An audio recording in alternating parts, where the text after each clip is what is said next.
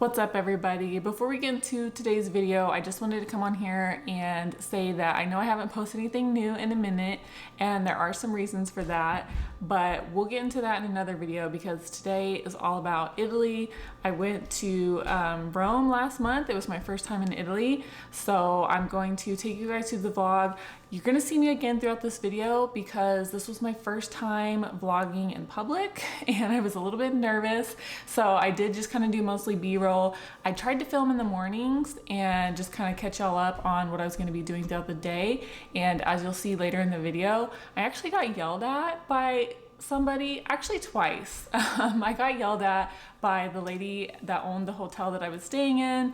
I don't know if she was mad that I was in the window or that she was mad that I was filming or both, but she told me to go inside. So I don't know what that was about, but after that, I pretty much just felt like kind of like an idiot American, and I got really like even more self-conscious than I already was about filming. So you're gonna see me pop back up throughout this video to kind of explain what was going on, and I have a story to tell you later. But for now, let's get into it. This was starting off day 0 on my way to Rome, Italy.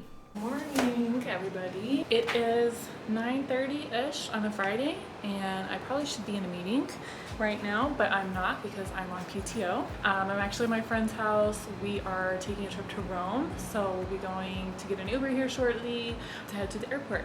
So super excited. Italy has always been on my bucket list, so I'm finally getting to do it, and I'm gonna be in Rome for like 4 or 5 days. So I'm just gonna bring you guys along. This is gonna be one of 2 videos that I'm gonna be filming while I'm out there. So this video is going to be everything that I did in Rome, and then the second video is going to be everything that I ate in Rome.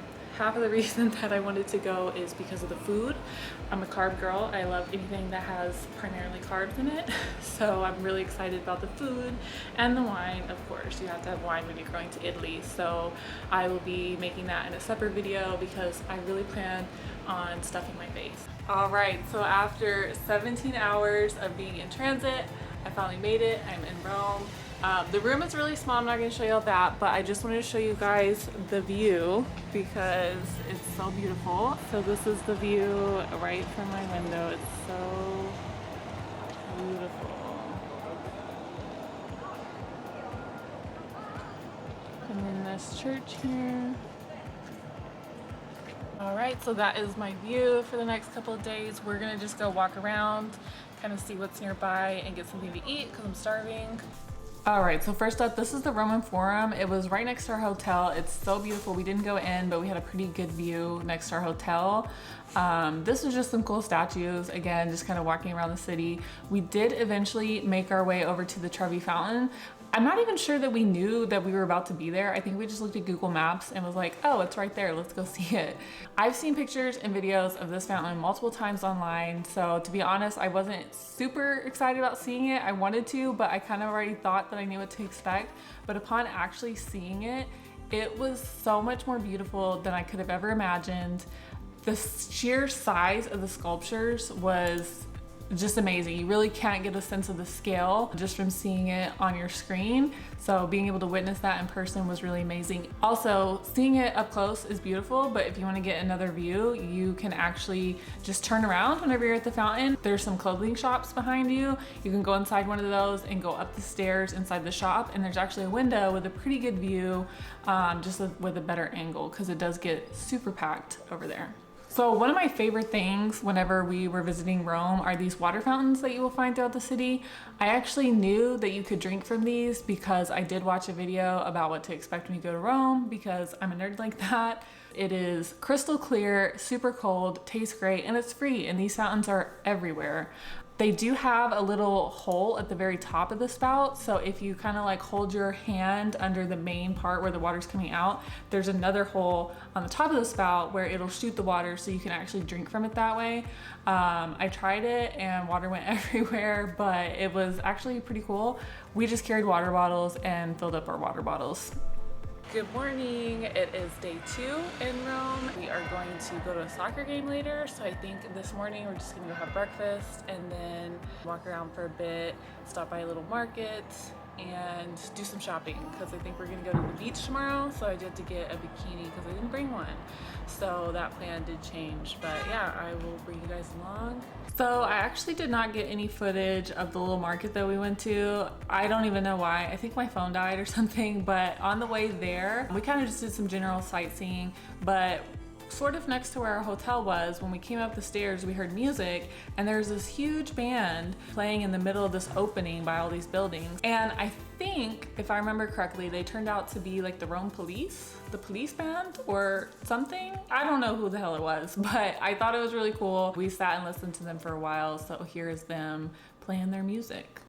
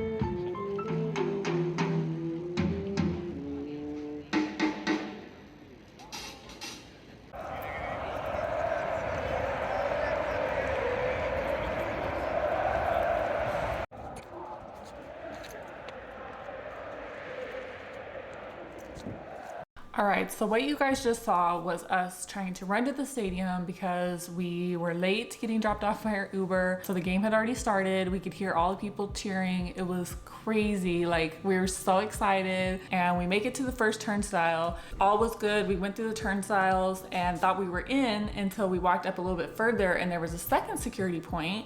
So we again had to scan the tickets, and then they asked for our IDs, showed our IDs. They didn't even realize until they looked at mine that the names on the ticket did not match our names.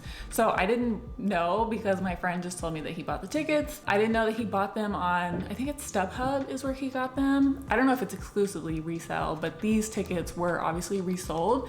They were valid tickets, the barcodes did scan, but because they didn't have our name on them, they would not let us through. Apparently, some places, as long as the barcode is good and the ticket is good, it should allow you to still use the ticket. It was just that maybe somebody else couldn't go, so they resold it. I don't know why they were allowed to be sold on StubHub if the stadium had a rule that it had to be your name on your ID matching the tickets. They didn't speak very good English. We didn't speak Italian. So we're trying to like communicate with them, and they were asking us like, hey, these names don't match. And we were trying to explain that they were resold. And we were talking to one of the ladies at the security checkpoint, and she went to grab this other guy standing nearby, and the guy just kind of like waved at us and was like, oh, come on. And my friend's like, yeah, I paid for him. Here's my receipt, this and that. But he opens this big metal door and he's like, oh, come on. And we just walked through thinking he's gonna follow us and like talk to us or something. I don't know if we were getting in trouble or what, but we walked through the door and he just closed it behind us, and that was that.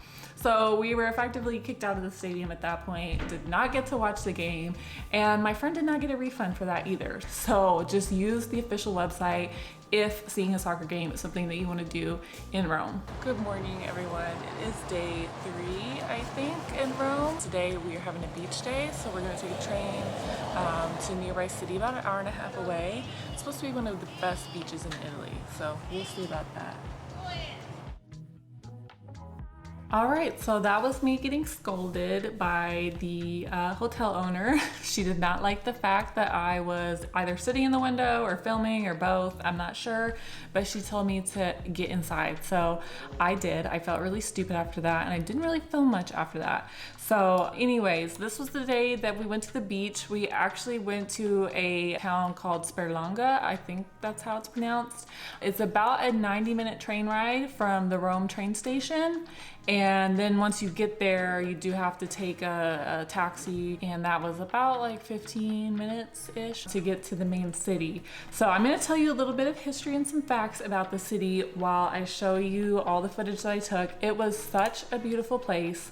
I really, really loved it. One of the main reasons I wanted to go there is because the beach at Sperlonga actually has a blue flag designation, which just means that it received high marks for cleanliness and water quality. And the day that we went, it was a little bit cloudy, but I think you can just tell though how beautiful the beach looks. It was really, really nice. We ended up paying a hotel just for day access to the beach, so we got to reserve a couple little beach chairs and they gave us towels and all that. But there is a free beach. You can kind of just Google where that's at. You don't have to pay for the hotel, but we just didn't want it to be too crowded. So according to my Google research, Sperlonga is a coastal town in Italy. It is known for its rich history and its stunning beaches, historical sites, and charming Mediterranean ambiance. It has ancient origins with evidence of human settlements dating back to the Roman era. It was originally a small fishing village.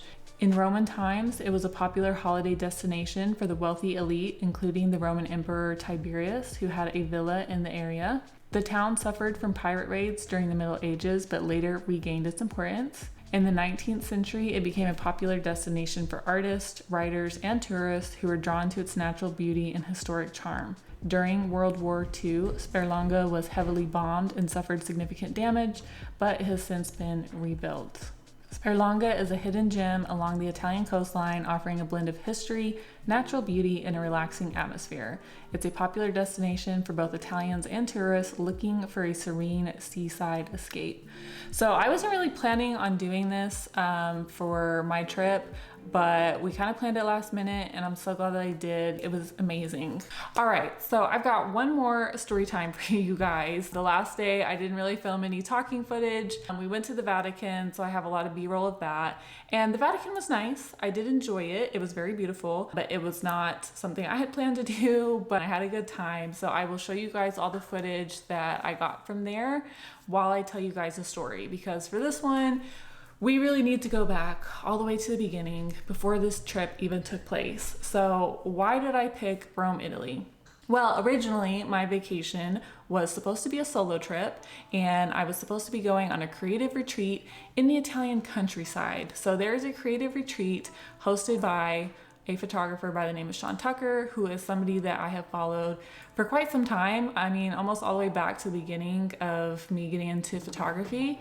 And I'd seen him promote this creative retreat many times and had been on my bucket list for years. It's just the time for creative people to come together, kind of have some time to relax and engage in their art. And it was something I wanted to do for a long time. So I thought this was the year that that was finally gonna happen. And I requested the time off work. And when I was looking at booking flights, they were a good price, but for this specific retreat, you do have to request a slot. You can't just go on and pay for it because it is a very limited amount of spots available. So by the time I'd sent them an email and then they got back to me, flight prices had almost tripled and they were already quite pricey to begin with. So I decided to wait and not book the trip. And then I felt bad because I felt like I was taking up a spot from somebody else who could have booked. So I eventually told them, you know what, maybe this is just not the time. So after that initial kind of letdown, I did learn that Sean Tucker was going to be hosting a talk. He's written a book recently and he's been doing sort of like a book tour, going around talking about his book. And I thought, you know what, I can't go on the retreat, but I could still go to Rome for a few days and then catch his talk. So the talk was supposed to be the last day of my trip, the same day that we went to the Vatican. So we were to do the Vatican tour first. It lasted about 3 hours and it was supposed to be over around 5:30 to 6. And the talk that I was supposed to be going to was at 7. But I also felt bad for my friend and I didn't want him to feel like I was rushing him, or I didn't want him to feel guilty that I didn't want to be there or something like that. So by the time we finally finished the tour, it was just about 6 o'clock and I called a taxi to take me, and it was about a 30-minute drive, which I thought that's fine. I'll get there at 6:30, it doesn't start till 7, I'll still be early, we're all good. So I booked the Uber and the Uber says it's not gonna get there for 15 minutes. Again, I'm like, okay, I still have some time. I'll get there right on time, whatever, fine, book the Uber, cool. When the Uber finally has about a minute left, it is literally a block away. It just has to turn the corner and then I'm right down the road. All of a sudden I'm watching the app and they canceled my ride. When I tell y'all I was so mad, I was like, why would you cancel? I literally could have just walked to meet them. Like, there was quite a bit of traffic because Vatican City is nuts. There's a ton of people there, but literally I was right there. They could have called me, text me, and I would have just walked through the street. So by now I'm like freaking out because now it's already almost 6:30, and if I have to wait another 15 minutes and it takes like 20-30 minutes to get there, I'm starting to get nervous. So I tried booking a taxi instead of an Uber, but there's no taxis available. And so then I think, well, if I'm down here where it's so congested and populated, maybe that's why the Ubers either are not coming here or the taxis are not coming here. So I kind of panic and just start power walking through the streets of Rome, trying to get out of Vatican City to get somewhere a little less congested. And I think, okay, maybe someone will pick me up there. So I'm Google Maps trying to see what direction I need to go in, power walking through the streets. And then after about maybe 10 minutes of walking, and sweating, by the way, I try calling an Uber again and they're not available. And I'm still like walking probably 45 minutes away, and it's now like 6:40, 6:45. And to be honest with you guys, I did cry just a little bit, only because of the sense of frustration that I felt, that if I'd have known it would have been that difficult to get a ride, I mean, I would have started calling an Uber at like 5:30. And it was just that helpless feeling of like, I could not get out of there. Like, there's no way I could run. Even if I ran through the streets of Rome, I still would be there late. So I'm getting really frustrated. I try the app one more time. My friend's like, just try it again. So I do, and there's a car, and it says he's like 10 minutes away. So I'm like, okay, I book it. By then, I mean, I'm getting in the Uber like at 7 o'clock, which is when the talk starts. And mind you, my phone is dying this whole time because I've been out, I've been recording all this footage in the Vatican, and I'm like, well, I just gotta go for it. I'm getting an Uber, I will just get there and then figure it out. So as we're driving, the Uber ends up dropping me off at like 7:35, and the talk is being hosted in this art gallery. So I'm walking, trying to find this place, and out of the corner of my eye, there's like this huge glass pane, and I see all the people attending the talk kind of sitting in the rows of chairs right there. And I'm like, okay, I didn't see the door. All right. So I keep walking, and there's like a brick column and then one more huge glass pane. And then there's Sean Tucker giving his talk. And I just like kept power walking by, trying not to disrupt anything. I like zoomed by the window, and then I'm like kind of looking back, and I'm just thinking, where's the door? It was just so embarrassing. So I looked on Google Maps again, seeing like, where's the entrance to this place? And I noticed in a picture that first glass pane that I passed was actually a door. And so I'm like, oh my God, that's the entrance. And now it's closed, and he's in the middle of the talk. I think the talk was scheduled to go till 9, so maybe there was like a discussion at the end. But either way, he's like almost halfway through the talk. Like, I'm really late. I was thinking I could sneak in the front door and then kind of figure out where the talk was being held and like just sneak in the back. But there is no back. It's literally just like a huge glass wall, and they're like right on the other side of it. And so I'm like, I can't just knock on the fucking glass and be like, hey, can y'all let me in? Like, I just felt so awkward. I felt so disheartened. So then, phone check. At this time, my phone is now on like 5% battery. So I'm like, what the hell do I do? Because this thing is not scheduled to end till 9. But in my mind, I'm like, I spent all this money getting here. The Uber was like $50 just to get there. And I'm like, I'm here now, so I might as well wait until it's over. They'll open the doors. I can at least go in and like say hi, because this person is like the whole reason that I planned this trip, right? So I'm like, okay, cool. I'll kind of walk around, see what's on the streets here, maybe stop and like have a coffee. So I'm walking down the streets, and I'm kind of just sightseeing, walking back and forth, trying to kill some time. My phone's dying. My friend calls me, is like, what are you doing? Did you get in? What's going on? And I'm like, no, I think I'm just gonna walk around for a bit, but my phone's dying. So just let me kind of see if I can kill some time. And if not, I'll text you like if I'm coming back to the hotel. So as I'm on the phone talking, I'm walking down the street. This guy passes me, and you know, as somebody walks past you, kind of make eye contact. So we make eye contact, but then as he passes me, he kind of stops and then like comes back, and then he's just holding eye contact at me. Like, we're just walking down the street looking eye to eye at each other, and I'm just looking at him like, could I help you? You know, I'm on the phone, but just fucking staring at him because I want him to know, like, I see you, like, what are you doing? I don't know. Maybe he was staring at me because I was speaking English, and I don't know, maybe that's why. I don't know. But I'm walking, he's just staring at me for like a long time. And so I stop, and then he goes up another, I don't know, 10, 20 feet maybe. And then I'm facing like down the sidewalk, and he's up in front of me facing like towards the street, like perpendicular to me, and starts smoking a cigarette. And I can just feel like he's like watching me out the side of his eye. So it's dark. I'm in Rome in a foreign country at night with my phone now on like 2% battery. So at that time it was still like not even 8 o'clock yet, and I still had a whole nother hour on the freaking streets by myself with no phone. So I just decided to call it, and I said, you know what? Forget it, it's not worth it. I'm just gonna try to get an Uber with my 2% battery that I have left, and I'm just gonna go home. A roller coaster of emotion. It was my last day there. It was like the whole reason I went to this place, and it was like, I had so much fun in the beginning, but for this to be like, oh, this is the thing that I was kind of leading up to, and the whole reason I planned this trip, and the fact that I didn't get to do it was so disheartening. And so it just really sucked, because when I think about my creative journey and the whole reason that I'm even making YouTube videos today, like Sean Tucker is one of the pillars of why I'm doing what I'm doing today. And I find his work to be very meaningful, and to be able to witness his talk in person and meet him in person, I was really excited to do that. And the fact that it didn't get to happen just because logistically I could not physically get myself there was just such a sad mistake, and really, really, really a bitter ending to an otherwise pretty great trip, besides getting yelled at by Italian people for recording. But I guess I'm just gonna have to stalk him. Hopefully he'll continue to be on a book tour somewhere else, and I'll get to meet him somewhere else. But yeah, other than that, it was a good trip. I don't think I'll ever go back to Rome. I love Rome, it's beautiful, but it's a madhouse. It's expensive, trying to get anywhere there, like between the cars, the traffic, the scooters, the bikes, the buses.